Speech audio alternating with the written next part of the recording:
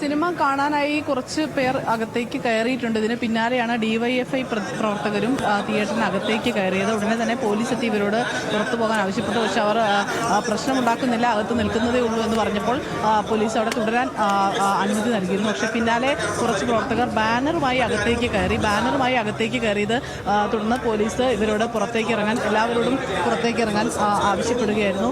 പക്ഷേ ഇപ്പോൾ ബാനർ ഇവിടുന്ന് മാറ്റിയിട്ടുണ്ട്. പ്രവർത്തകർ ഇവിടെ തന്നെ തുടരുകയാണ്. പ്രതിഷേധക്കാർ സിനിമ തുടങ്ങുന്ന സമയത്ത് ഇവിടെ പ്രതിഷേധിക്കാനാണ് ഇപ്പോൾ ആലോചിക്കുന്നത്.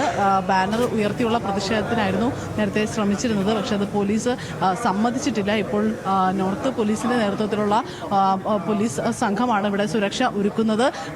ഇപ്പോൾ പ്രവർത്തകർ ഇവരുടെ കണ്ണുവെട്ടിച്ചാണ് അകത്തേക്ക് കയറിയത്. പെട്ടെന്ന് ഗേറ്റിലൂടെ അകത്തേക്ക് കയറുകയായിരുന്നു. പോലീസും ഇത് ശ്രദ്ധിച്ചിരുന്നില്ല. സിനിമ കാണാൻ വന്ന ആളുകളാണ് എന്നാണ് ആദ്യം വിചാരിച്ചിരുന്നത്. പക്ഷെ ഇവർ അകത്ത് കയറിയപ്പോഴാണ് പോലീസിന് പ്രതിഷേധക്കാരാണെന്ന് മനസ്സിലാവുകയും പിന്നാലെ പോലീസ് എത്തിയവരോട് പുറത്തേക്ക് പോകാൻ ആവശ്യപ്പെടുകയും ചെയ്തത്. പക്ഷെ ഇവർ പ്രശ്നങ്ങൾ ഉണ്ടാക്കില്ല, ഇവിടെ തന്നെ തുടരാനാണ് പ്ലാൻ ചെയ്യുന്നതെന്ന് പറഞ്ഞപ്പോഴാണ് പോലീസ്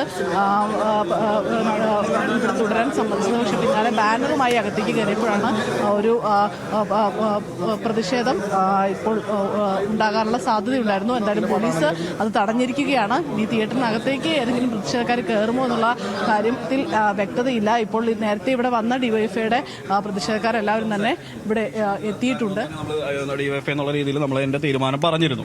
പക്ഷെ അവര് അതിന് തയ്യാറാവുന്നില്ല. അവർ അതിന്റെ അതോറിറ്റിയെ വിളിക്കാനോ അല്ലെങ്കിൽ അത് ക്യാൻസൽ ചെയ്യുന്നതിന് വേണ്ടിയിട്ടോ റദ്ദാക്കുന്നതിന് വേണ്ടിയിട്ടോ യാതൊരു നടപടികളും എടുക്കുന്നില്ല. അവർ വിളിച്ചു കളിക്കുന്ന രീതിയിലാണ്. ഹയർ അതോറിറ്റിയെ വിളിച്ചിട്ട് കിട്ടുന്നില്ല എന്നുള്ള രീതിയിലാണ് വരുന്നത്. ഇപ്പൊ നമ്മള് ഡിവൈഎഫ്ഐ ഇപ്പൊ നമ്മൾ സംഘടിച്ചിട്ടുണ്ട്. നമ്മളിപ്പോ വലിയൊരു പ്രകടനമായിട്ട് വന്നത് തന്നെ എന്തായാലും ഈ പറയുന്ന നമ്മുടെ നാടിനെ എഴുത്തി കാണിക്കുന്ന ഈ സിനിമ ഇവിടെ റിലീസ് ചെയ്യാൻ നമ്മൾ സമ്മതിക്കില്ല.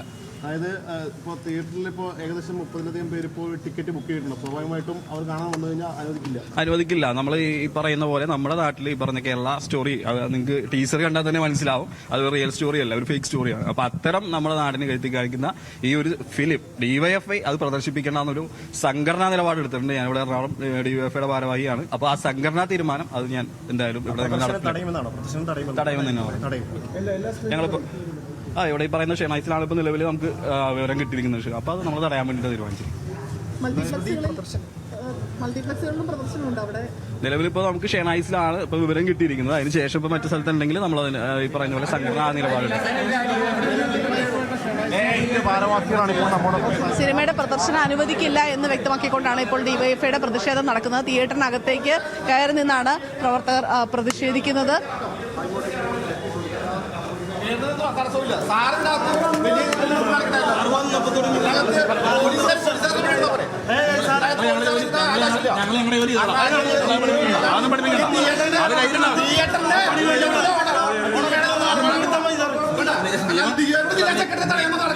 എന്ന് ഞാൻ പറഞ്ഞില്ലല്ലോ.